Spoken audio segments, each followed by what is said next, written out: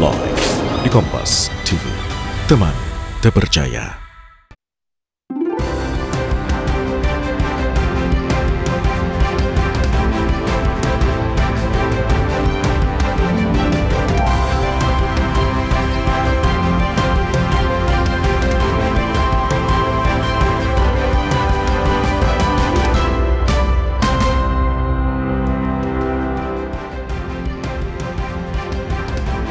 Halo, jumpa lagi. Selamat datang di Sapa Indonesia Malam, saudara. Korban tewas akibat bencana banjir besar bertambah menjadi 15 orang dan tercatat ada 120 titik banjir yang menerjang 7 kabupaten kota di Bali. Menteri Lingkungan Hidup menyebut salah satu penyebab banjir karena alih fungsi lahan. Selain informasi tadi, Kompas TV malam ini juga saudara menggelar acara hari ulang tahun ke-14 dengan mengangkat tema Harmonesia, di mana Kompas TV berkomitmen menjaga keselarasan dan menghormati pendapat. Saudara, inilah Sapa Indonesia Malam. Saya Radi Saputro.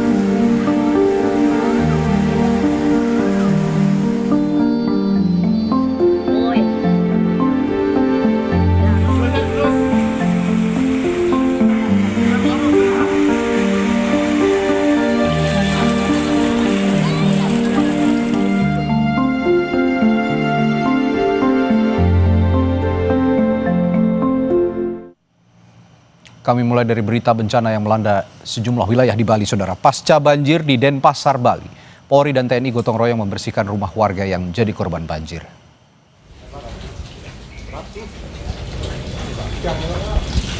Petugas membersihkan material lumpur, sisa banjir dan mengumpulkan barang-barang yang sempat hanyut. Kegiatan bersih-bersih pasca banjir diprediksi akan berlangsung hingga beberapa hari ke depan.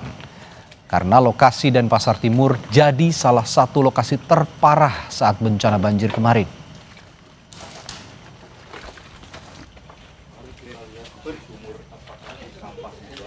Oh, ada Pak, tenggelam itu. Sementara itu, Menteri Lingkungan Hidup Hanif Faisal Nurofik menyebut banjir yang terjadi di sejumlah wilayah di Bali salah satunya karena tumpukan sampah yang menyumbat aliran air. Menteri Hanif juga menyampaikan bisa juga banjir di Bali terjadi karena alih fungsi lahan yang berisiko merusak tata ruang alam. Pemerintah pusat dan daerah kini tengah mengkaji kondisi lanskap Bali untuk memastikan apakah kerusakan lingkungan turut memperparah banjir. Memang ini mungkin sampah tinggalan lama itu loh yang itu kan ya memang harus seperti PKK ini yang bergerak, kalau enggak ya kan nggak terdetek ya oleh teman-teman lingkungan di sana. Mungkin pas pembersihannya kan tidak semua tiap hari bisa melihat drainase apa dan begitu airnya sangat banyak menjadi sumbatan yang sangat besar. Diingatkan bahwa agar mempertahankan keberadaan lereng dan sawah-sawah jangan digunakan lagi untuk bangunan-bangunan, karena mengingatkan jumlah wisatawannya semakin meningkat. Namun itu tidak boleh kita gegabah. Jadi landscape yang ada jangan diganggu lagi oleh keberadaan hotel-hotel, kotek-kotek, perumahan-perumahan gitu ya. Nah ini. Saat mengunjungi posko pengungsian, Kepala BNPB Letjen Suharyanto menyampaikan akan memberi bantuan untuk rumah terdampak banjir mulai 15 juta rupiah untuk kerusakan ringan.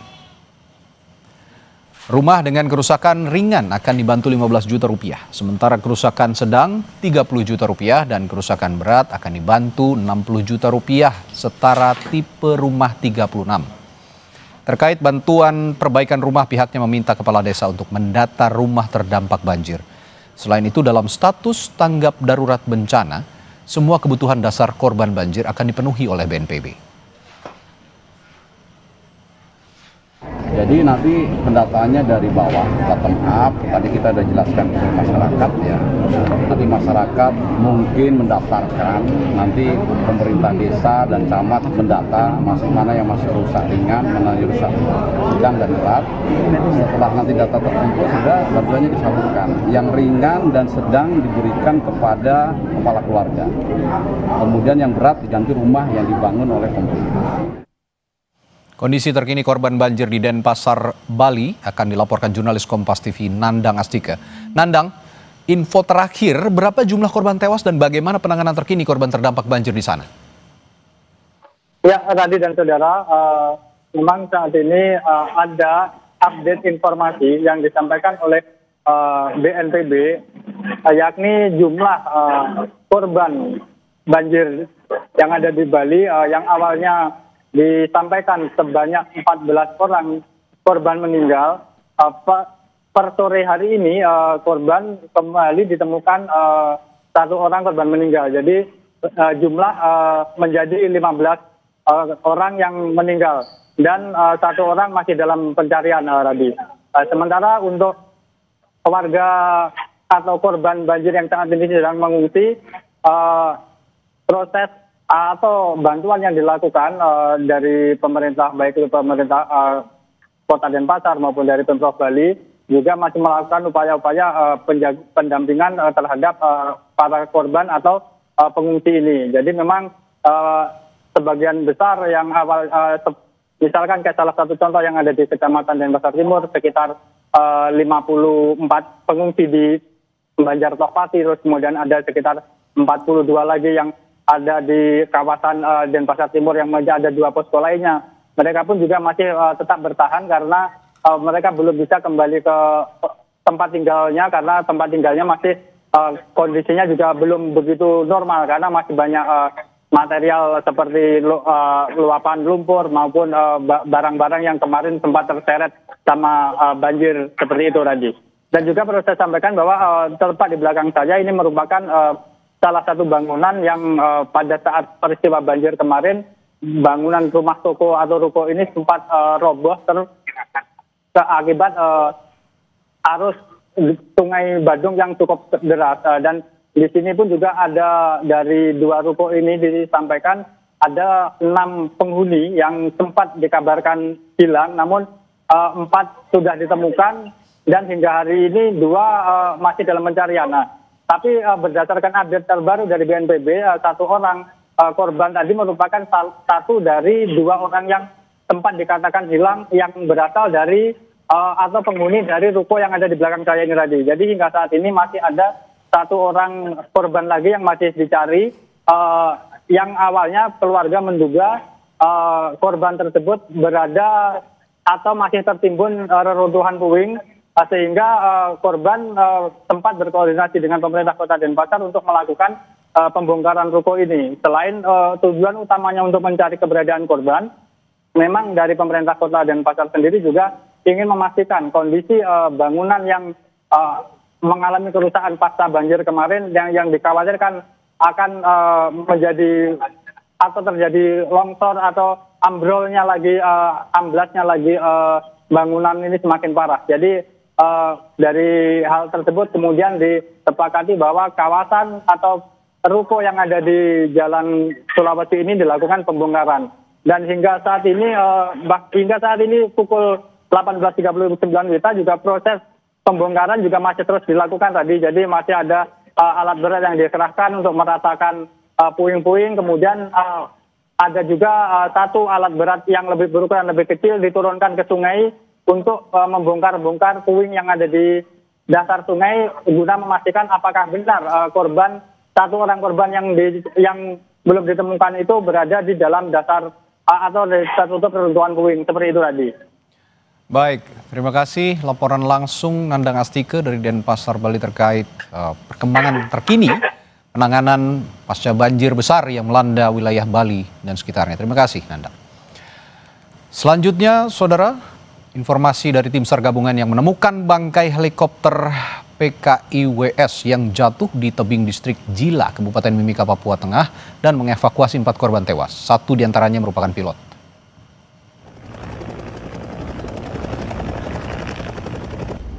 Setelah menemukan lokasi helikopter, tim SAR gabungan mencari keempat korban terdiri dari pilot, petugas pendaratan helikopter, dan 2 penumpang. Di hari kedua pencarian, keempat korban ditemukan dalam kondisi tewas di sekitar heli yang terbakar di tebing. Tim SAR langsung mengevakuasi jenazah dan diterbangkan ke kota Mimika. Helikopter sebelumnya dilaporkan hilang kontak pada Rabu dalam penerbangan dari Ilaga, Kabupaten Puncak menuju Timika, Kabupaten Mimika. Heli kemudian ditemukan jatuh di tebing distrik Jila, Kabupaten Mimika. Jadi 4 tempat yang dalam keadaan meninggal. 4 tempat dalam keadaan meninggal dunia. Untuk black box tidak mandatori, sehingga di helikopter PKIWS ini memang mereka tidak memasang black box. Jadi tidak ada black box. Sorotan lainnya, Saudara Menteri Koordinator Hukum, HAM, Imigrasi dan Pemasyarakatan Yusril Iza Mahendra menegaskan TNI tidak dapat melaporkan Ferry Irwandi terkait dengan dugaan pencemaran nama baik. Yusril menyinggung sesuai dengan putusan Mahkamah Konstitusi bahwa institusi tidak dapat melaporkan pencemaran nama baik. Ia juga mengetahui pihak TNI telah berkonsultasi dengan polisi terkait rencana laporan pencemaran nama baik dan telah dijawab oleh pihak polisian. Meski demikian, Yusril mempersilahkan jika akan menempuh upaya hukum lain, tapi bukan pencemaran nama baik. Saya kira polisi sudah memberikan satu jawaban, karena TNI itu berkonsultasi dengan kepolisian. Apakah bisa institusi itu melapor sebagai korban, tapi sudah dijawab oleh pihak kepolisian berdasarkan putusan dari Mahkamah Konstitusi. Dalam kasus pencemaran nama baik itu korbannya yang harus melaporkan itu adalah individu, bukan institusi. Saya kira clear masalah itu, dan kalau ada langkah-langkah hukum yang mau ditempuh silakan saja, tapi bukan dengan delik pencemaran nama baik, saya kira. Ada berita juga dari fraksi Partai Gerindra yang menonaktifkan Rahayu Saraswati Joyohadikusumo yang mundur dari keanggotaannya di DPR periode 2024-2029. Sekretaris fraksi Partai Gerindra di DPR Bambang Haryadi bilang keputusan Rahayu Saraswati yang mundur dari anggota Dewan harus melalui mekanisme yang diatur dalam undang-undang. Fraksi Gerindra menghormati keputusan Rahayu Saraswati yang sebelumnya mendapat mandat dari daerah pemilihan Jakarta 3 yang meliputi Kepulauan Seribu, Jakarta Utara, dan Jakarta Barat. Untuk itu fraksi akan berkoordinasi dengan DPP Partai Gerindra.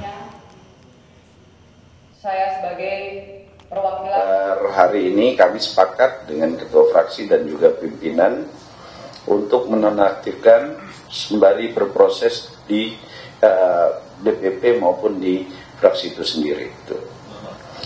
Nonaktif karena yang beliau sudah menyatakan ingin mengundurkan diri, kan?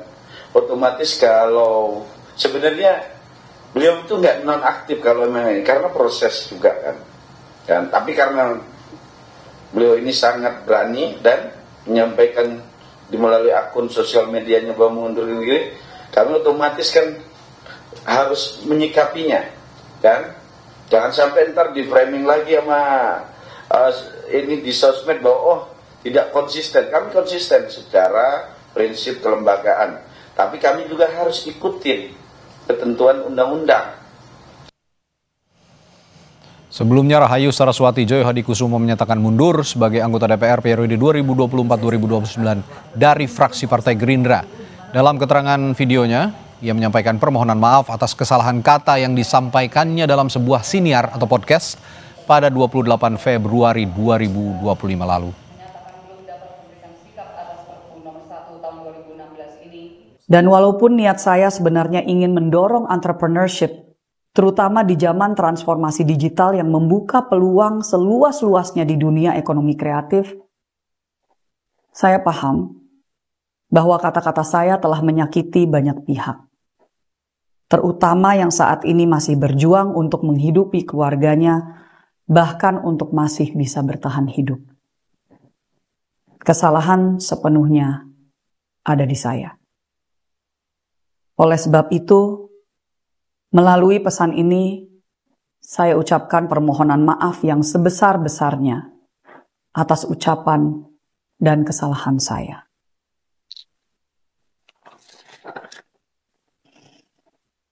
Dengan ini, Saya menyatakan pengunduran diri saya sebagai anggota DPR RI kepada fraksi Partai Gerindra. Di sisi lain, Presiden Prabowo Subianto enggan menjawab secara gamblang soal posisi Menteri Pemuda dan Olahraga dan Menko Polkam yang masih kosong setelah reshuffle kabinet. Presiden hanya meminta publik menunggu soal kapan dan siapa yang akan mengisi kursi tersebut. Hal ini disampaikan Presiden usai meninjau sekolah rakyat menengah atas 10 di Jakarta Selatan pada Kamis siang.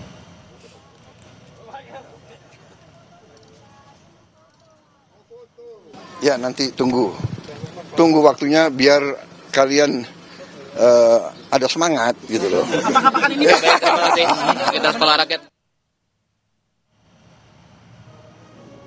Presiden Prabowo Subianto Senin lalu melantik 5 menteri di Istana Kepresidenan Jakarta. Menteri yang dilantik yakni Purbaya Yudi Sadewa menggantikan Sri Mulyani, Menteri Haji dan Umroh Muhammad Irfan Yusuf, Menteri Koperasi Ferry Juliantono, Menteri P2MI Mukhtarudin, Wamen Haji dan Umroh Daniel Anzar Simanjuntak. Sejak reshuffle Senin lalu, posisi Menpora dan Menko Polkam belum diumumkan.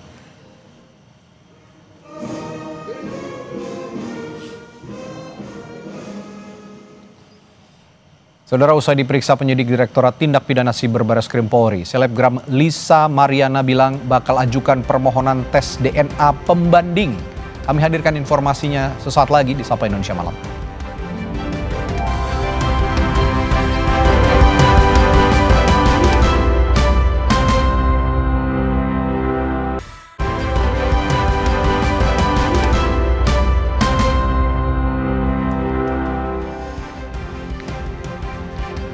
Saudara, selebgram Lisa Mariana kembali diperiksa Barreskrim Polri dalam lanjutan kasus pencemaran nama baik ex-Gubernur Jawa Barat Ridwan Kamil. Pemeriksaan hari ini adalah agenda penjadwalan ulang terhadap Lisa Mariana yang sempat 2 kali batal diperiksa.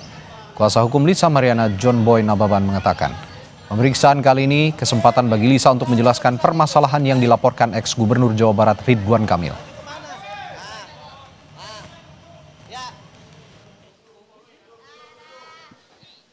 Memenuhi panggilan dari Cyber Barreskrim yang tertunda kemarin karena Lisa berhalangan sakit, ya sekarang puji Tuhan udah bisa hadir dalam keadaan sehat walafiat untuk memberi keterangan permasalahan laporan dari Pak RK pencemaran nama baik. Jadi ya nanti akan kita update lagi apa cerita yang di atas dan keterangan apa yang diberikan oleh klien kami Lisa Mariana. Usai pemeriksaan, Lisa Mariana bilang bakal mengajukan permohonan tes DNA pembanding ke Barreskrim Polri. Lisa meminta tes DNA antara dirinya, anaknya, dan mantan Gubernur Jawa Barat Ridwan Kamil dilakukan di rumah sakit yang berada di Singapura. Kuasa hukum Lisa Mariana, Bertua Hutapea, mengklaim setengah hasil tes DNA Ridwan Kamil mirip dengan anak Lisa Mariana.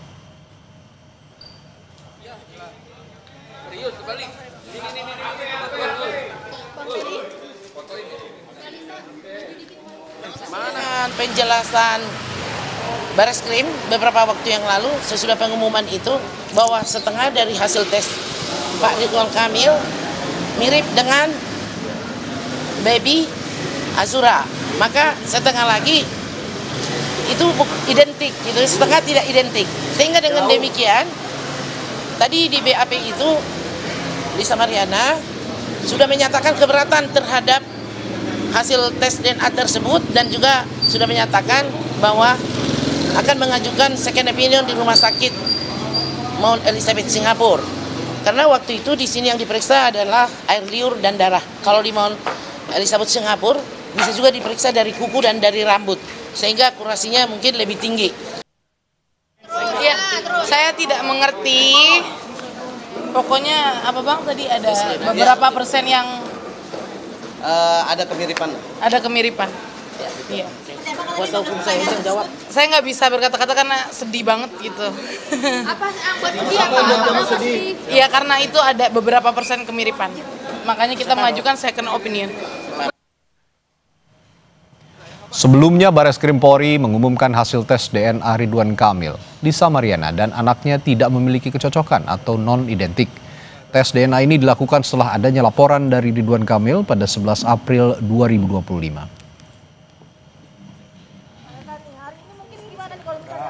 Ya nanti kalau hadisnya. Tapi masih sayang nggak Pak sama Pak RK Pak? Enggak. Pintu misalnya pelan-pelan kasih jarak ya. Nggak ada tamu sini aja sih. Dengan hasil bahwa saudara RK dan anak saudari LM berinisial CA tidak memiliki kecocokan DNA atau non-identik. Bahwa berdasarkan hasil tes DNA tersebut, penyidik akan melakukan langkah-langkah selanjutnya untuk memberikan kepastian hukum terkait dengan perkara ini. Sebelum kami lanjutkan Sapa Indonesia Malam, kita simak dulu kumandang azan maghrib untuk wilayah Jakarta dan sekitarnya.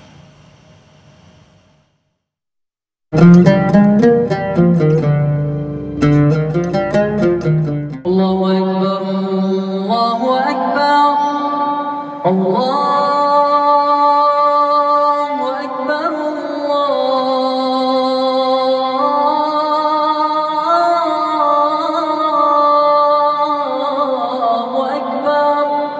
أشهد أن لا إله إلا الله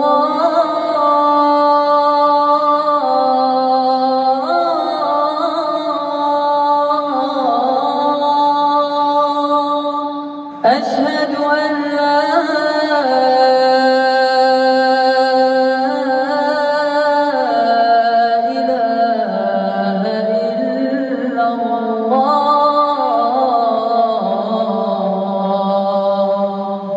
أشهد أن محمدا رسول الله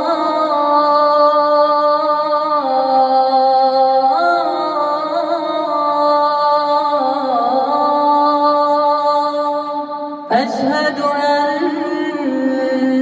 محمدا رسول الله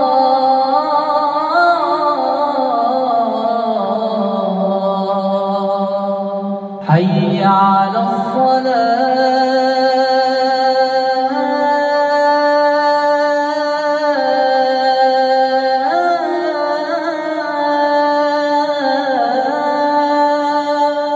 حي على الصلاة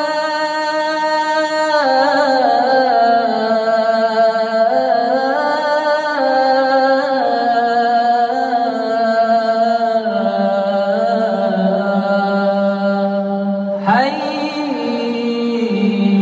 على الفلاح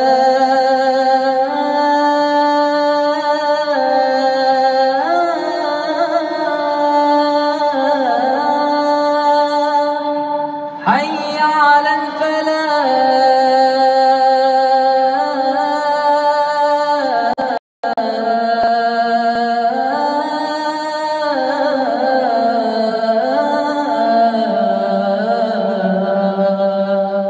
الله أكبر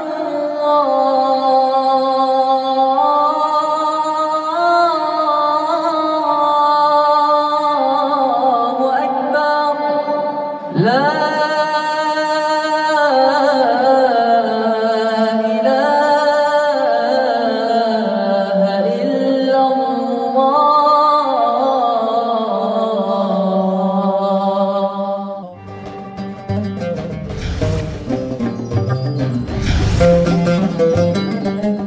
Kami ucapkan selamat menunaikan ibadah sholat maghrib untuk wilayah Jakarta dan sekitarnya. Kami lanjutkan Sapa Indonesia Malam dan kita akan langsung menuju ke Bareskrim Polri untuk mengetahui kelanjutan kasus Lisa Mariana yang mengajukan tes DNA pembanding.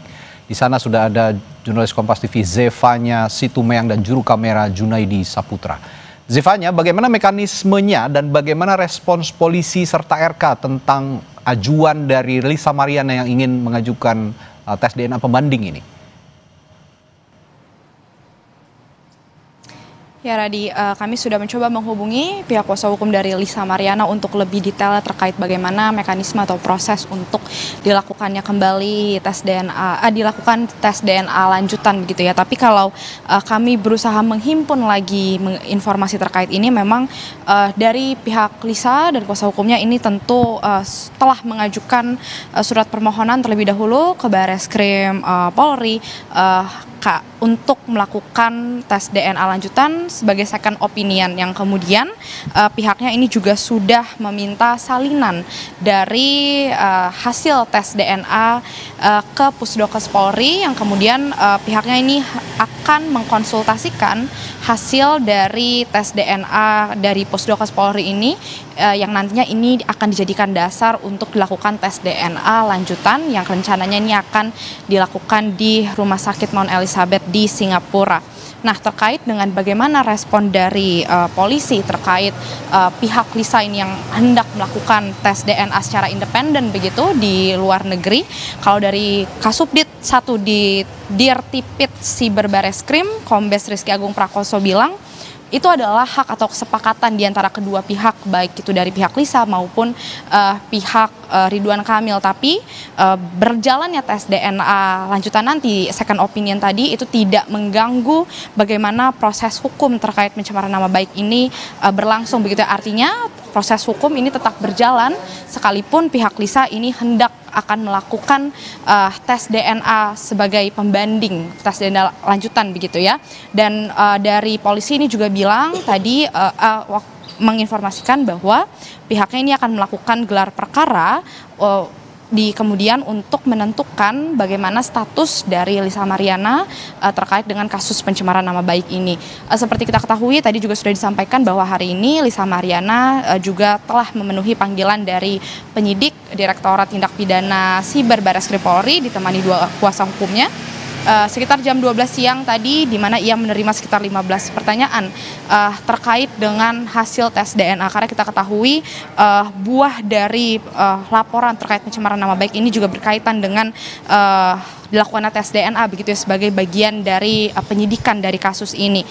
Pihak Lisa bilang meskipun hasil tes DNA ini sudah keluar dari Rumah Sakit Polri begitu, pihaknya tetap ingin mengajukan tes DNA lanjutan sebagai pembanding tadi ya, karena kita lihat lagi Lisa ini merasa tidak yakin atau tidak percaya begitu dengan hasil dari tes DNA Rumah Sakit Polri, sehingga ia ingin melakukan lagi tes DNA secara independen, yang dimana ia bilang kalau dari tes DNA di Rumah Sakit Polri ini kemarin yang diperiksa itu hanya dari air liur dan juga darah, tapi kalau nanti yang di Singapura ini kemungkinan ini bisa juga diperiksa melalui pemeriksaan kuku dan juga rambut, sehingga menurut dia ini akurasinya akan lebih tinggi begitu. Kemudian juga yang menjadi alasan atau meyakinkan pihak Lisa ini melakukan tes DNA lanjutan sebagai pembanding ini karena pihaknya mengklaim bahwa dari hasil tes DNA dari Polri kemarin ini ada kecocokan atau hal-hal yang ada kemiripan begitu antara anaknya dengan Ridwan Kamil, meskipun hanya setengahnya begitu ya, yang artinya setengahnya ini dianggap ada kecocokan, sehingga ini yang menjadi keyakinan dari pihak Lisa untuk melakukan tes DNA ulang. Sehingga nanti kita lihat bagaimana hasilnya. Yang jelas berjalannya nanti tes DNA ini tidak akan mempengaruhi bagaimana proses hukum yang sedang berlangsung terkait pencemaran nama baik. Kalau kita lihat lagi, kita tarik mundur lagi, memang di bulan April kemarin pihak Ridwan Kamil ini pada akhirnya melaporkan Lisa terkait pencemaran nama baik karena merasa dicemarkan begitu namanya, terkait ia disebut sebagai ayah kandung dari anak Lisa yang berinisial CA, yang kemudian dari hal ini berlanjut menjadi tes DNA dan juga hasil juga sudah diumumkan. Dari pihak RK kemarin sempat menyebut bahwa ia tidak akan mau begitu apabila pihak Lisa ingin melakukan tes DNA secara independen, karena menurut pihak RK apa yang sudah dilakukan tes DNA di Polri ini sudah sesuai dengan prosedur dan sudah mantap hasilnya begitu. Jadi dari pihak RK ini sudah menyebut bahwa ia tidak mau, tapi kita akan melihat nanti Radhi dan juga saudara bagaimana, karena dari pihak Lisa ini mengharapkan agar RK juga bisa kooperatif, bisa memenuhi juga apa yang menjadi permintaan dari pihak Lisa untuk dilakukan tes DNA secara independen di Singapura. Radhi. Zevanya Situmea melaporkan langsung dari Bareskrim Polri. Terima kasih, Ze. Saudara Direktur Lokataru Foundation, Del Pedro Marhain, siap ikuti proses hukum dalam kasus penghasutan saat unjuk rasa akhir Agustus lalu. Kalangan aktivis menilai prosedur penangkapan dan penahanan Del Pedro oleh kepolisian tidak sesuai aturan. Kami punya ulasannya di Sapa Indonesia Malam setelah jeda.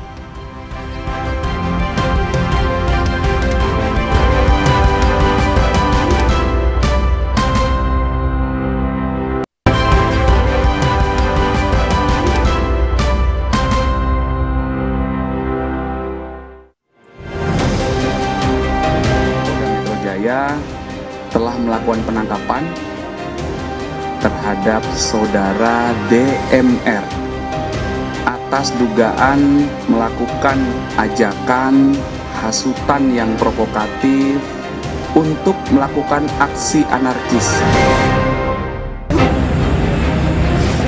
Kami menilai ini terlalu jahat untuk menuduh kami sebagai dalam penghasutan segala macam. Kalau ini memang negara demokrasi, ya tentu saja ini harus kita dorong untuk segera membebaskan Del Pedro dan kawan-kawan.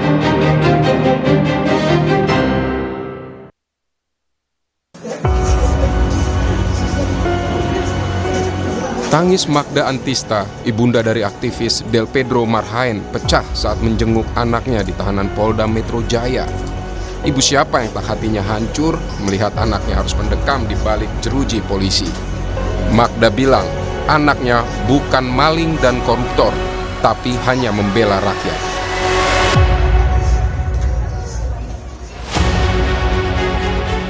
Nama Del Pedro mencuat setelah dirinya ditangkap polisi usai gelombang unjuk rasa akhir Agustus lalu.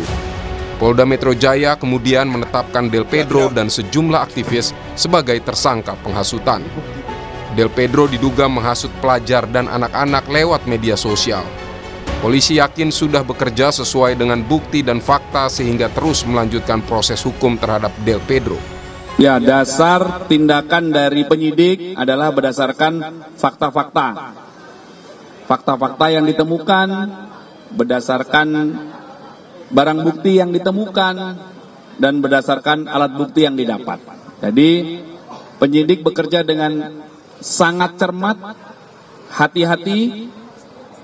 Kami punya SOP, komitmen Polda Metro Jaya akan mengusut tuntas kasus ini sebagaimana SOP yang berlaku secara proporsional dan juga secara profesional. Penangkapan Del Pedro juga diikuti dengan penggeledahan di kantor Lokataru Foundation. Polisi membawa pakaian, buku, spanduk, publikasi penelitian hingga gawai milik Del Pedro. Kebetulan ada barang bukti yang diambil oleh pihak kepolisian, yaitu berupa pakaian dan juga 2 tablet, 2 unit laptop, berserta 1 unit monitor komputer dan juga keyboard dan mouse-nya. Barang-barang seperti buku-buku, spanduk, serta juga mungkin dompet yang berisikan KTP, paspor, dan juga SIM. Lokataru Foundation menilai dugaan polisi terhadap direktur eksekutifnya itu sangat keji. Apalagi Lokataru Foundation dibentuk bukan untuk menghasut, melainkan melakukan advokasi hukum, hak asasi manusia, serta pendidikan demokrasi. Ini bentuk lagi-lagi kambing hitam, tuduhan keji, tuduhan kejam kepada Lokataru Foundation yang sejak awal teman-teman bisa tanya aja ke Kemenkumham di SK organisasinya itu dia bagian apa gitu. Ini sudah sejalan apa yang dilakukan oleh Lokataru Foundation itu, melakukan advokasi, melakukan bantuan hukum gratis, bahkan melakukan pendidikan HAM, pendidikan demokrasi, melakukan penyadaran publik, mengamplifikasi suara-suara tuntutan-tuntutan publik. Lalu justru kami yang dituduh dengan keji gitu sebagai dalang. Tim Advokasi untuk Demokrasi menyebut bahwa penangkapan Del Pedro dan aktivis lainnya salah prosedur. Penentuan tersangka dilakukan tanpa pemeriksaan awal dan tak ada kesempatan untuk mengklarifikasi tudingan polisi. Bagaimana kemudian baik itu Muzaffar Salim, Del Pedro Marhaen, terus kemudian Qorik dan juga satu lagi Syahdan itu tidak pernah dipanggil satu kali pun dengan surat yang resmi untuk sebagai terlapor untuk melakukan klarifikasi soal sangkaan-sangkaan yang diberikan kepada mereka. Jadi baik di dalam KUHAP maupun di dalam KUHAP dan putusan MK sendiri itu sudah ditegaskan bahwa untuk bisa menetapkan seseorang sebagai tersangka itu sudah harus ada bukti permulaan terlebih dahulu. Jadi di sini kami melihat ada satu proses yang loncat ketika menjemput paksa teman-teman ini sampai di kepolisian. Mereka itu juga sudah dengan status tersangka, bukan orang yang hadir sebagai saksi atau terlapor untuk mengklarifikasi sangkaan-sangkaan. Sebagai bentuk dukungan kepada Del Pedro dan protes kepada tindakan kepolisian, sejumlah aktivis ramai menjenguk Del Pedro di tahanan Polda Metro Jaya. Selain aktivis, Menteri Koordinator Hukum, HAM, Imigrasi, dan Pemasyarakatan Yusril Iza Mahendra juga mendatangi Del Pedro di tahanan. Yusril menyebut Del Pedro memang yakin tidak bersalah, namun kepolisian pun beralasan sudah cukup bukti.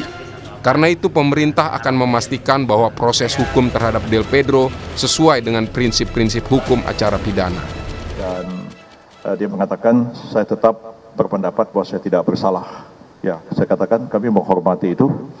Walaupun polisi mengatakan cukup bukti, Anda mengatakan tidak cukup bukti, kita tunggu sampai pemeriksaan ini selesai. Dan kami harus memastikan bahwa Anda diperiksa sesuai ketentuan-ketentuan hukum acara pidana. Tidak ada pemaksaan, tidak ada kekerasan, dan pemeriksaan itu dilakukan secara fair, jujur, dan adil, dan didampingi oleh penasihat hukum. Komisi Kepolisian Nasional berjanji mengawasi proses hukum terhadap Del Pedro dan aktivis lainnya yang dituding menghasut kerusuhan saat unjuk rasa. Kompolnas akan memastikan para tersangka mendapatkan hak-hak hukumnya, termasuk bebas dari intimidasi saat pemeriksaan. Satu, penangkapan. Yang kedua, penetapan tersangka sendiri kan bisa diuji di pra-peradilan. Apakah sah atau tidak, itu tentu perlu digunakan. Yang kedua, kita tentu tetap memastikan bahwa itu proses model di dalam penanganan kaitannya dengan pelaku-pelaku kerusuhan, termasuk yang khusus yang ini disangkakan pada Del Pedro, tentu hak-hak tersangka itu dapat terpenuhi, termasuk di dalam dirinya ya hak untuk diam, hak untuk membela diri, itu kan ada hak yang harus dihormati. Tim hukum advokasi aktivis bakal mempertimbangkan sejumlah langkah dan saat ini tengah menunggu hasil pengajuan penangguhan penahanan dan mempersiapkan rencana pra-peradilan. Pasalnya memang ini sifatnya bentuknya adalah penghasutan seperti itu. Tapi kita lihat gitu ya, ini tidak ada korelasi, tidak ada kausalitasnya gitu ya dengan beberapa gelombang protes yang dilakukan oleh masyarakat luas gitu ya. Akan terus melakukan pendampingan di tahapan penyidikan ini gitu ya. Mungkin coba juga menimbang beberapa hak yang memang diberikan kepada seseorang yang ditetapkan sebagai tersangka, yaitu salah satunya melakukan penangguhan penahanan atau mengajukan permohonan pra-peradilan gitu ya. Amnesty Internasional Indonesia menilai tuduhan polisi soal penghasutan lemah sebab ajakan berunjuk rasa sah dan dilindungi undang-undang dan bukan ajakan untuk melakukan kekerasan. Nah, hampir keseluruhan konten atau materi yang saya lihat di dalam unggahan-unggahan itu semuanya bersifat legitimate, dalam arti kalaupun mereka dianggap menghasut orang atau menghasut anak untuk melakukan unjuk rasa atau untuk melakukan demonstrasi dalam menyatakan pendapat dan pikiran mereka. Nah, kalau demikian halnya, justru hak itu dijamin oleh konstitusi, dijamin oleh undang-undang, termasuk undang-undang perlindungan anak. Proses hukum harus dijamin berlangsung adil dan transparan. Dan bila proses hukum yang terkesan dipaksakan, justru bakal meruntuhkan kewibawaan penegak hukum. Tim Liputan Kompas TV. Saudara, rancangan Undang-Undang Perampasan Aset digadang-gadang jadi senjata ampuh untuk menutup celah korupsi yang merugikan negara. Akankah perampasan aset akan membuat jerak koruptor? Tema ini akan kita bahas usai jeda di Sapa Indonesia Malam.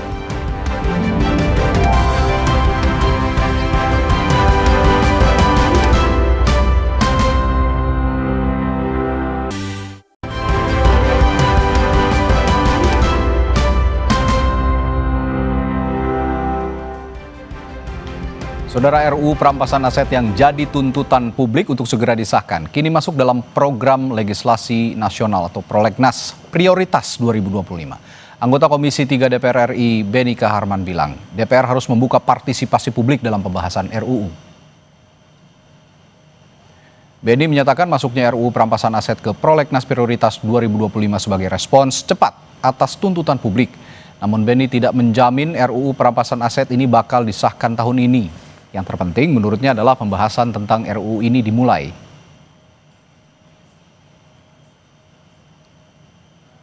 Ya, kan sudah diputuskan di Prolegnas, akan masuk Prolegnas prioritas, dan itu akan diserahkan kepada DPR untuk menyiapkan naskah rancangan. Tahun 2003 kan pemerintah sudah menyiapkan itu. Pokoknya DPR peduli, DPR merespon ya, dengan cepat apa yang menjadi tuntutan publik, tuntutan masyarakat. Transparansi pembahasan rancangan undang-undang, akuntabilitas, partisipasi, buka siapa yang mau kasih pandangan, pendapat, silakan. Berarti keburu ya Pak diketok akhir tahun ini? Bukan soal keburu ketoknya, pembahasan dulu. Sebelumnya Ketua Balik DPR RI Bob Hasan bilang tidak perlu lagi ada perdebatan soal usulan pembahasan karena RUU Perampasan Aset sudah resmi jadi inisiatif DPR. Bob menambahkan RUU Perampasan Aset jadi prioritas diselesaikan tahun 2025. 3 RUU yang diusulkan untuk masuk dalam perubahan kedua Prolegnas RUU Prioritas tahun 2025 yaitu 1. RUU tentang perampasan aset, 2. RUU tentang Kamar Dagang Industri, 3. RUU tentang kawasan industri. Ya, 2025, dan ini tetap sebagai inisiatif DPR. Ya. Jadi perampasan aset tidak ada lagi perdebatan di pemerintah atau apa, tapi di DPR. Dan itu masuk dalam tahun 2025. Menteri Hukum Supratman Andi Aktas bilang pemerintah siap untuk membahas RUU Perampasan Aset bersama DPR. Menurut Supratman, keputusan pemerintah dan DPR agar RUU Perampasan Aset segera dibahas bukti keberhasilan pertemuan Presiden Prabowo dan Ketua Umum Partai Politik. Sehingga pemerintah tinggal menunggu hasil penyusunannya, kemudian nanti dikirim, Presiden akan memberikan surprise. Kita tunggu dulu ya, yang penting keputusan politiknya hari ini lewat Pak Ketua dan teman-teman di Balik sudah jelas tahun ini Undang-Undang Perampasan Aset sudah masuk di tahun 2020. Kan Presiden sudah bertemu dengan ketua-ketua umum partai politik, dan yang kedua juga hari ini menandakan ada keputusan yang diambil. Itu artinya pembicaraan ini sudah dilakukan secara baik ya, dan kita tunggu proses politiknya itu ada di DPR. Rancangan Undang-Undang Perampasan Aset digadang-gadang jadi senjata ampuh untuk menutup celah korupsi yang merugikan negara. Lalu akankah perampasan aset akan membuat jerak koruptor dan bagaimana mekanisme penyitaan harta yang tidak dapat dibuktikan pasal usulnya? Kita akan bahas hal ini bersama Ahmad Doli Kurnia, Wakil Ketua Badan Legislasi DPR RI, dan Zainur Rohman, peneliti Pusat Kajian Anti Korupsi UGM. Selamat malam Bapak-Bapak. Selamat malam. Assalamualaikum warahmatullahi wabarakatuh. Waalaikumsalam warahmatullahi wabarakatuh. Saya ke Bung Doli langsung. Bung Doli, ini kan sudah jadi RUU prioritas dan inisiatif DPR bahkan. Nah, tapi kenapa narasinya seolah-olah ini tidak menjadi sesuatu yang urgent? Padahal RUU Perampasan Aset ini kalau boleh dibilang ini adalah salah satu tuntutan publik yang kemarin bergejolak di tanah air. Ya, pertama saya mau jelaskan bahwa sebenarnya pembicaraan tentang rancangan Undang-Undang Perampasan Aset ini bagi kami di periode ini di DPR itu sudah berlangsung sejak awal periode ini sebetulnya, ya. Dan saya juga tahu bahwa di pemerintah juga ada tim di Kementerian Hukum yang juga sering membahas ya tentang bagaimana supaya kita bisa menyesuaikan dengan sistem hukum kita yang tidak mengenal pembuktian terbalik. Terus kemudian bagaimana supaya kalaupun jadi undang-undang ini bisa efektif, tidak disalahgunakan oleh pihak-pihak atau kepentingan-kepentingan tertentu. Jadi itu sebetulnya bergulir selama ini sampai pada kesimpulan kemarin kita akhirnya mendorong supaya diselesaikan dulu undang-undang KUHP, baru nanti kemudian dibahas. Nah kemudian yang kedua yang paling penting adalah kita menempatkan bahwa undang-undang ini kalau nanti sudah menjadi undang-undang ya, perampasan aset ataupun apapun lah namanya nanti, ini adalah bagian dari kita berupaya secara serius untuk melakukan pemberantasan korupsi. Jadi artinya undang-undang yang berkaitan dengan pemberantasan korupsi sudah ada, ya ada Tipikor, ada TPU, tapi kita lebih memperkuatnya lagi dengan ini. Nah sehingga memang harusnya ini menambah kekuatan atau nilai positif ya, bukan menjadi hal-hal yang kontraproduktif atau malah yang negatif terhadap pemberantasan korupsi itu sendiri. Nah yang ketiga, kita kemarin menetapkan pada tanggal 9 September itu setelah melakukan ya tadi ya kajian situasi. Pertama kita cek teman-teman di Komisi 3 pembahasan undang KUHP itu sudah hampir selesai, mungkin sekitar mungkin bisa diselesaikan di akhir masa sidang ini ya. Dan kemudian momentumnya ketemu dengan apa yang disampaikan adik-adik mahasiswa atau masyarakat kemarin dalam tuntutan 17+8 itu. Nah itu yang saya kira kemarin pada akhirnya kita putuskan ya, sehingga sekarang masuk di dalam prolegnas prioritas tahun 2025. Oke, saya tertarik dengan pernyataan Anda, jangan sampai RUU ini menjadi sesuatu hal yang kontraproduktif. Di mana celah kontraproduktifnya? Bukankah RUU perampasan aset ini misinya adalah dalam tanda kutip memiskinkan koruptor, yang selama ini koruptor hanya dihukum tapi tidak dimiskinkan, sehingga masih tidak ada efek jera dalam kasus-kasus korupsi? Ya, tentu kita setuju ya, ketika seseorang atau kelompok orang setelah dibuktikan dan kemudian dinyatakan ya bersalah oleh peradilan kita, di mana mereka itu mengambil atau merugikan negara, tentu kemudian harus dikembalikan dan kemudian harus ada efek jera ya. Apakah kemudian nanti itu yang akan kita bahas. Apakah itu dimiskinkan dan proses pemiskinannya seperti apa gitu ya. Dan itu kan juga harus didetailkan nanti. Nah kemudian yang kedua tadi yang saya sebut misalnya bisa jadi kontraproduktif itu adalah apabila undang-undang ini kalau tidak diatur secara detail dan kemudian kita tidak memperkuat aparat-aparat penegak hukum yang akan menggunakan atau yang kemudian menjadi melakukan tindakan terhadap tindak lanjut dari undang-undang ini, yaitu tidak disalahgunakan ya, tidak menyasar kepada orang-orang yang memang mungkin tidak terbukti melakukan kesalahan. Jadi kita tidak boleh kemudian menggunakan semua perangkat atau instrumen hukum termasuk undang-undang ini untuk proses kriminalisasi misalnya, atau kemudian menyasar kepada orang-orang yang memang tidak melakukan tindak pidana ya, kemudian terkena dan seterusnya lah. Jadi memang ini harusnya tepat sasaran, kemudian kerugian negara yang diambil harus dikembalikan kepada negara. Itu saya kira nanti yang akan lebih di depan untuk menjadi substansi dalam pembahasan undang-undang ini. Ya, saya tertarik juga pernyataan Anda tadi soal jangan sampai RUU ini nanti ataupun undang-undang ini apapun namanya nanti disalahgunakan untuk kepentingan tertentu.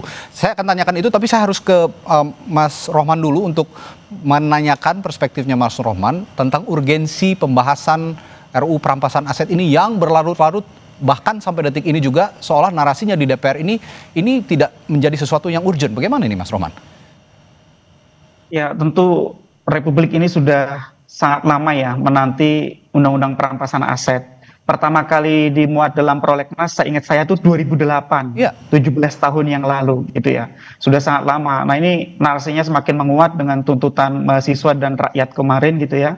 saya berharap pembentuk undang-undang dapat memahami dan menyerap aspirasi rakyat yang sangat jelas itu gitu ya. Sehingga ketika sekarang sudah dimasukkan di dalam prolegnas, maka harus ada kesungguhan yang mengerahkan segala daya dan upaya untuk menyerap aspirasi rakyat, meaningful participation, agar rakyat itu bisa didengar, dipertimbangkan, dan dijelaskan di dalam proses penyusunan RUU perampasan aset ini. Yang kedua saya pikir gitu ya, concern soal penyalahgunaan RUU perampasan aset ketika nanti disahkan sebenarnya adalah concern yang tepat, tetapi juga tidak perlu berlebihan gitu ya. Kenapa? Karena undang-undang apapun itu bisa disalahgunakan kalau aparat penegak hukumnya tidak beres, kalau banyak judicial corruption, korupsi di bidang penegakan hukum. Oleh karena itu menurut saya ada dua langkah. Yang pertama, di dalam rancangannya sendiri, di dalamnya harus ada akuntabilitas setiap tindakan aparat penegak hukum. Harus meminta persetujuan kepada hakim atau pengadilan sehingga tidak kemudian semaunya sendiri mudah menyalahgunakan kewenangan. Yang kedua adalah kewenangan yang diatur di dalam RUU perampasan aset ini harus disebar di berbagai lembaga. Jangan ada lembaga yang memegang kewenangan dari hulu sampai hilir. Power tends to corrupt. Kalau kewenangannya absolut, itu korupsinya akan absolut. Dan itu bisa diatur sedemikian rupa, sudah ada banyak contoh-contohnya di negara yang lain gitu ya. Jadi menurut saya tinggal ini bagaimana DPR berkomitmen untuk serius membahas RUU perampasan aset ini, membuka ruang partisipasi seluas-luasnya. Publik juga tidak menuntut harus 3 bulan sah, tidak saya pikir. Yang penting kesungguhan untuk memulai membahas ini dan secara partisipatif membuka perdebatan publik yang berkualitas agar RUU perampasan aset ini yang pertama harus tajam, punya gigi, tapi yang kedua juga akuntabel. Kenapa saya katakan harus tajam, punya gigi? Karena pada prinsipnya non-conviction based asset forfeiture itu hanya sebagai komplement, sebagai pelengkap ketika sistem peradilan pidana itu memiliki keterbatasan-keterbatasan. Sehingga di negara-negara yang sudah maju, NCB itu adalah sebagai pelengkap. Nah kalau di konteks Indonesia, kebetulan proses pidananya juga masih banyak masalah, sehingga menurut saya ada satu konsep yang sangat penting diadopsi di dalam RUU perampasan aset, yaitu illicit enrichment, pengayaan yang tidak wajar itu, Mas Radi. Agar apa? Agar ini melengkapi unexplained wealth yang sekarang dianut di dalam draft rancangan itu. Sehingga menurut saya sih dari sisi konsep semuanya sudah tersedia. Perdebatan ahli juga sudah berlangsung belasan tahun. Yang paling penting adalah DPR harus membuka diri kepada publik untuk memberikan aspirasinya agar RUU perampasan aset ini bisa segera dibahas, punya gigi yang tajam, tetapi sekaligus juga akuntabel sehingga tidak mudah disalahgunakan oleh APH kita. Itu Mas Roman, saya juga tertarik dengan pernyataannya Menteri Hukum Supratman Andi Aktas tadi yang mengatakan bahwa ini dilanjutkannya RUU perampasan aset ini dan menjadi RUU prioritas DPR karena berhasilnya Presiden Prabowo bicara dengan partai-partai politik. Ini saya tertarik dengan pernyataan ini. Apakah ini pertanda bahwa partai politik juga ya dalam tanda kutip ya punya kekhawatiran dengan disahkannya RUU perampasan aset ini? Memang banyak sekali yang memandang seperti itu ya, Mas Radi ya. Kenapa 17 tahun tidak banyak perkembangan gitu ya? Karena ya elit-elit tidak punya kehendak yang kuat gitu ya. Kalau punya kehendak yang kuat, rancangan undang-undang 13 hari ada yang jadi kok gitu ya. Jadi sebenarnya ini soal bagaimana kemudian konsolidasi ya politik yang ada di tingkat elit itu tuntas. Ketika sudah ada kata yang jelas dari eksekutif, dari presiden, kan tinggal bagaimana 82% suara di parlemen itu bisa diajak untuk punya komitmen yang sama gitu ya. Sehingga menurut saya seharusnya dengan kondisi yang sekarang juga publik tuntutannya sangat kuat ya. Apalagi sekarang publik ini mengintip ya dunia internasional ya Mas Radi ya. Publik mengintip Nepal, publik mengintip tempat-tempat lain. Nepal itu bukan soal diblokirnya sosmed. Nepal itu youth movement karena korupsi yang sangat luar biasa menggejala di sana. Nepal itu indeks persepsinya mirip Indonesia gitu ya. Indeks persepsi korupsinya di angka yang buruk sehingga mereka punya aspirasi agar ada gerakan anti korupsi. Meskipun ya saya berharap kejadian di Nepal jangan sampai terjadi di Indonesia dalam konteks kerusuhannya, tetapi yang harus direspon oleh elit-elit kita adalah kehendak rakyat itu harus dapat ditangkap dengan baik dan kemudian diberi saluran yang itu tadi, didengar, dipertimbangkan dan mendapatkan penjelasan sehingga meaningful participation. Mas Radi. Ini masih berkaitan dengan partai politik. Saya kembali ke Bung Doli kalau begitu. Ini tadi saya sempat singgung, Bung Doli menyatakan jangan sampai ini disalahgunakan untuk kepentingan tertentu begitu ya, termasuk mungkin kepentingan politik atau kriminalisasi. Saya akan tanyakan bagaimana DPR juga menjawab kekhawatiran publik soal RUU perampasan aset ini bisa disalahgunakan untuk kepentingan politik atau kriminalisasi lawan politik. Saya akan tanyakan hal itu setelah jeda di Sapa Indonesia Malam, tetaplah bersama kami.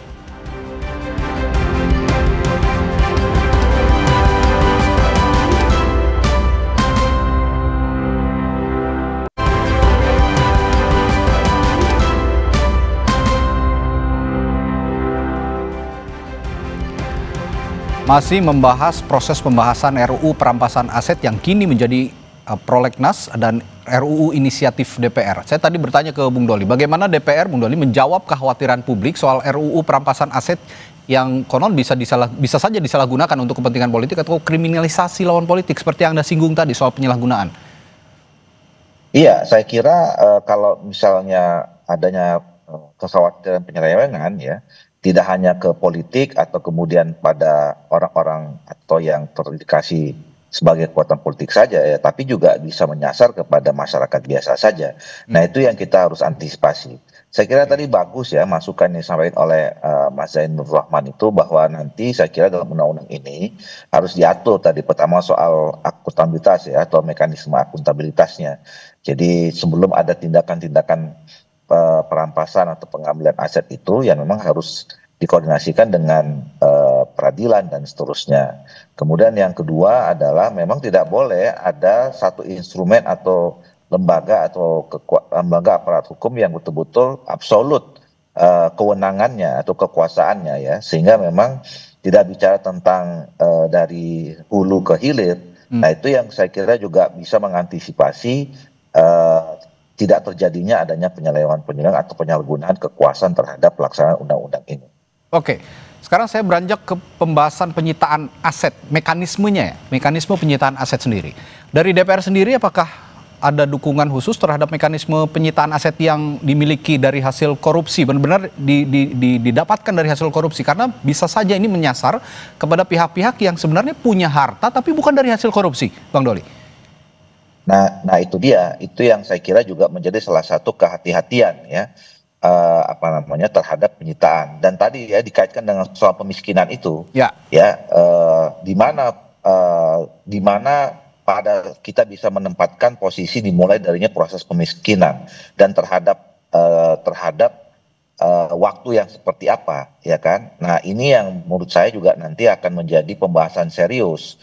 Nah, jadi kalau misalnya secara substansi saya tidak atau belum bisa menyampaikan ya, karena kan kita baru mulai.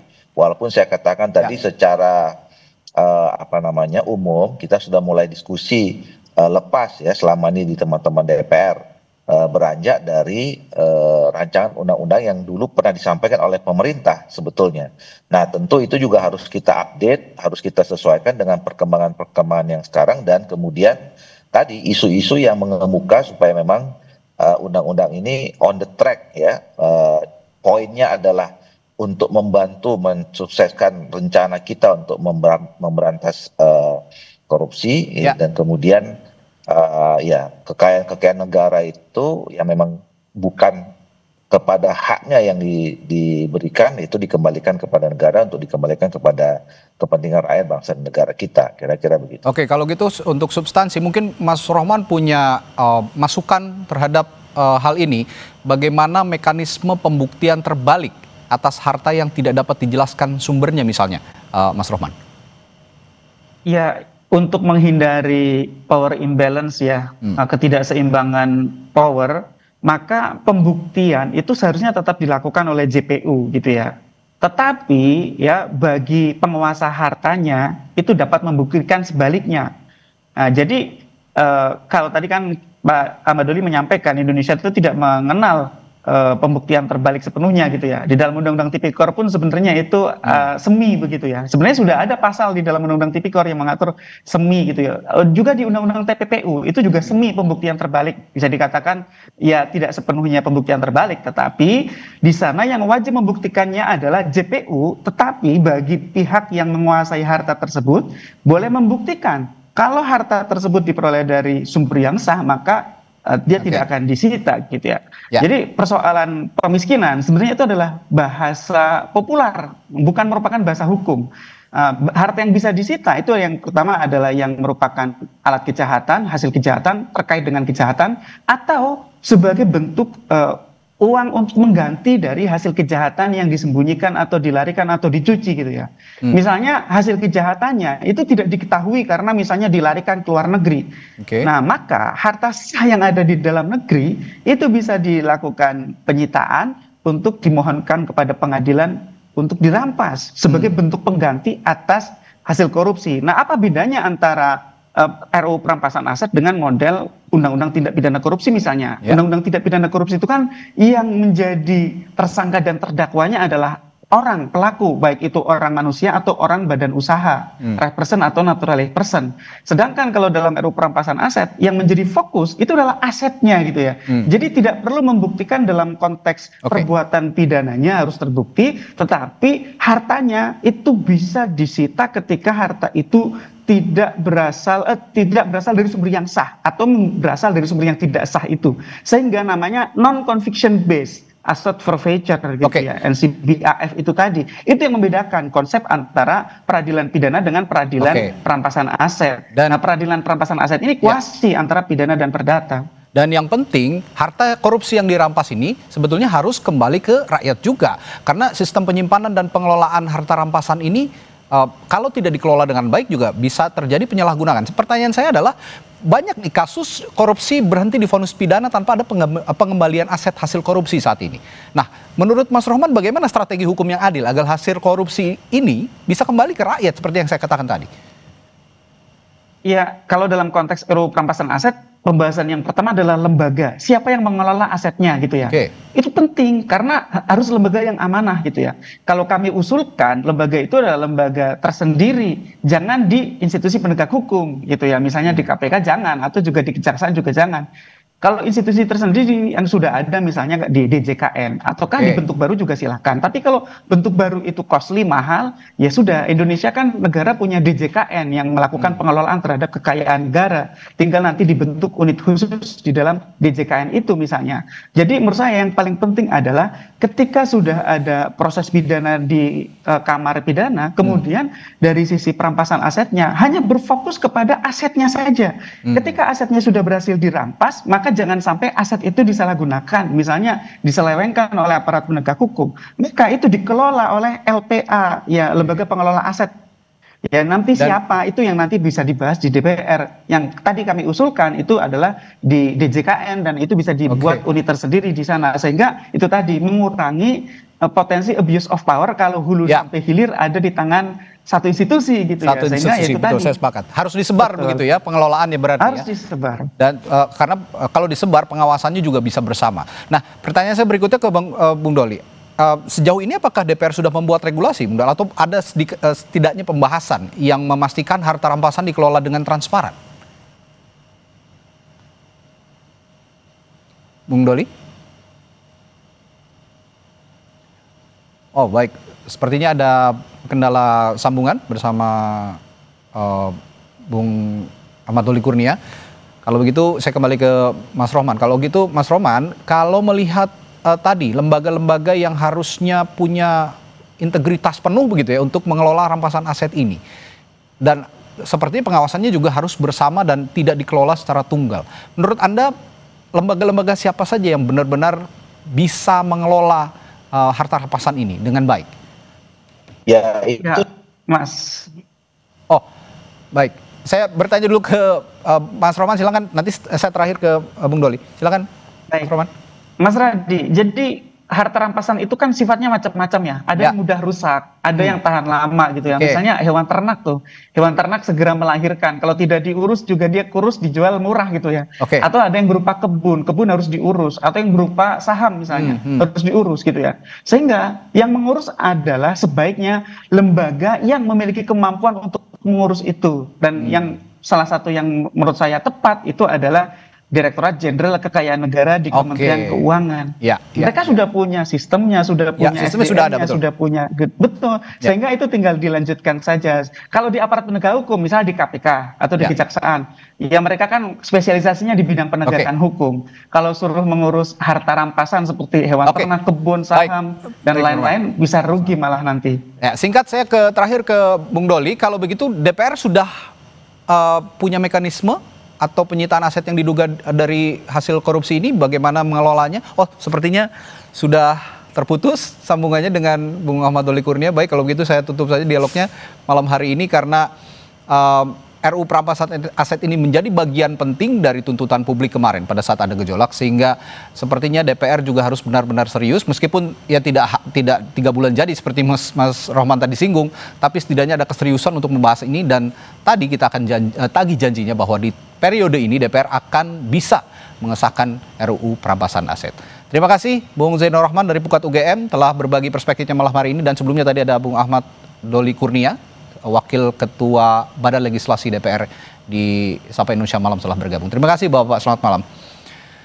Saudara, Kompas TV gelar syukuran hari ulang tahun ke-14 Harmonisia dengan mengangkat semangat persatuan dan keragaman Indonesia. Kami hadirkan informasinya setelah jeda.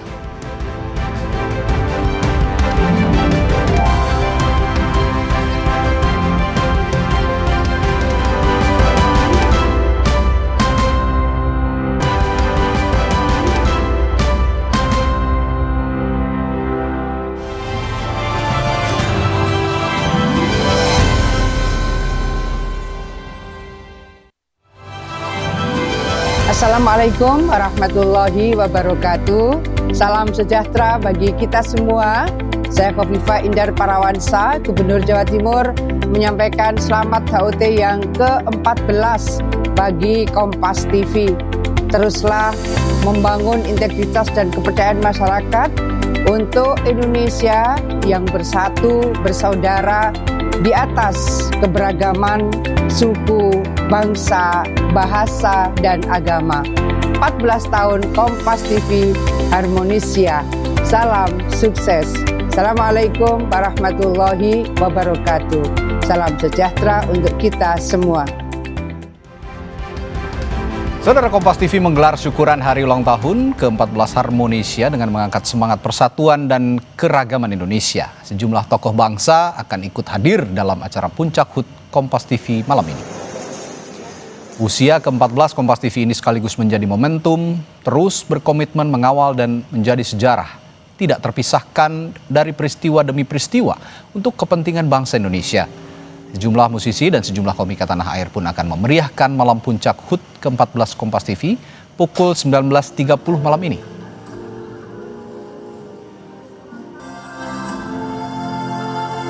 Jadi nanti aku sama Bang Ate, kita akan nge-host di segmen yang spesial sekali. Ini spesial di HUT-nya Kompas TV dan pastinya akan ngakak kocak deh.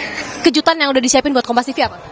Rahasia, namanya juga kan kejutan ya kan, jadi jangan lupa nonton nanti ya. Kondisi terkini jelang malam puncak hari ulang tahun ke-14 Kompas TV akan dilaporkan jurnalis Kompas TV Fedriska Andanda dan juru kamera Yanwar Ruslim. Rizka, siapa saja yang memeriahkan malam puncak HUT ke-14 Kompas TV malam ini?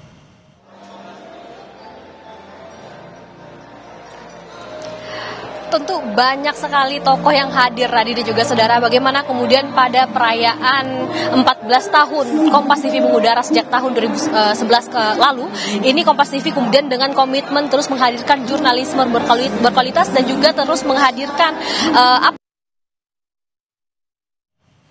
jurnalistik yang juga tengah isu-isu yang relevan pada hari-hari ini. Bagaimana kemudian nanti kita akan menyimak bagaimana kemudian dialog kebangsaan juga akan dihadirkan dalam perayaan Hari Jadi Kompas TV yang ke-14 ini. Sejumlah tokoh nasional akan hadir kemudian akan berdialog membicarakan isu-isu terkini mengenai isu-isu yang relevan belakangan. Dan hanya itu juga hadir sejumlah komika yang memang bagaimana kemudian program Suci juga menjadi salah satu program andalan Kompas TV, kemudian juga hadir juga berbagai penyanyi yang kemudian menghibur tamu-tamu undangan yang hadir. Bagaimana kemudian kalau misalkan kita melihat rundown dari acara perayaan Kompas TV ke-14 nanti malam, ini akan dimulai pada pukul 19:30, artinya ini sesaat lagi. Tadi beberapa tamu undangan juga sudah hadir, kemudian juga nanti tadi seperti saya singgung juga ada dialog kebangsaan. Tentu kita yang paling menarik adalah bagaimana kemudian dengan 14 tahun mengudara, Kompas TV terus berkomitmen menghadirkan jurnalisme berkualitas, terus menjadi jembatan antara masyarakat dan juga dengan pemerintah, membicarakan isu-isu terkini, juga menghadirkan solusi melalui karya-karya jurnalistik. Tentu kita akan menanti bagaimana keseruan dari berjalannya malam puncak pada malam hari nanti, dan juga kemudian bagaimana hiburan yang akan diberikan oleh para komika, yang tentu ini akan sangat seru sekali. Kita akan nantikan nanti malam, Radi. Ya, terima kasih Fedriska Ananda melaporkan soal jelang syukuran hari ulang tahun ke-14 Kompas TV dengan tema Harmonis. Ya, terima kasih Fedriska. Dan saudara, informasi tadi sekaligus menutup perjumpaan kita di Sapa Indonesia Malam. Tapi jangan beranjak dulu, karena sesaat lagi ada gelaran red carpet jelang syukuran hari ulang tahun ke-14 Kompas TV dengan tema Harmonisia. Saya Radi Saputro pamit undur diri. Terima kasih atas atensi Anda. Sampai jumpa.